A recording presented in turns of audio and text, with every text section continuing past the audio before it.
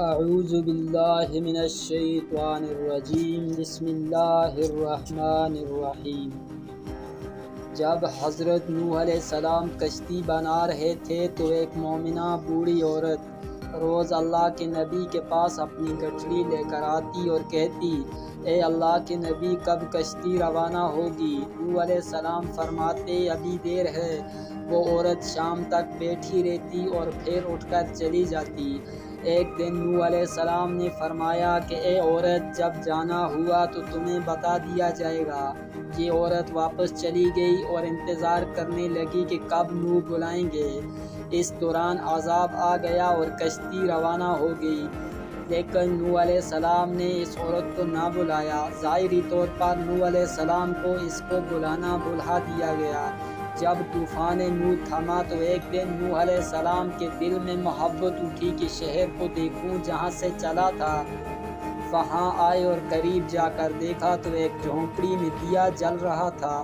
نوح علیہ السلام یہ دیکھ کر چونک گئے کہ روئے زمین پر کوئی ایسا گھر بھی ہے کہ اتنے عظیم طوفان کے بعد بھی جس میں چراغ جل رہا ہے۔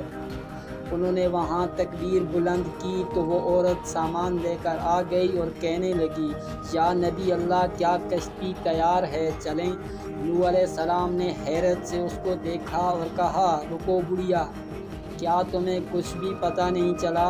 وہ کہنے لگی، یا نبی اللہ، کیا نہیں پتہ چلا؟ کہا، اتنا بڑا سیلاب آیا، بارش آئی، تمہیں کچھ بھی پتہ نہیں چلا؟ بڑھیا کہنے لگی، یا نبی اللہ، بس ایک دن بادل گرجے تھے اور کچھ ہلکی سی پھوار پڑی تھی۔ نوح علیہ السلام حیران ہو کر آسمان کی طرف دیکھنے لگے اور کہا، اے میرے اللہ، یہ کیا ماجرا ہے؟ اللہ تعالیٰ نے نوح علیہ السلام پر وحی بھیجی کہ اے میرے پیارے نبی، اس عورت کے دل میں چونکہ تمہاری محبت تھی اور تم نے اسے پابند کر دیا تھا، اور چونکہ تمہارا اس سے وعدہ بھی تھا کہ نجات کی کشتی میں اسے لے جاؤ گے، تب جب کہ تم نے اپنا وہ وعدہ پورا نہیں کیا، لیکن اے نوح، میں تو تمہارے وعدے کا ذمہ دار تھا، اس لیے میں نے اس بڑھیا تک عذاب پہنچنے ہی نہیں دیا۔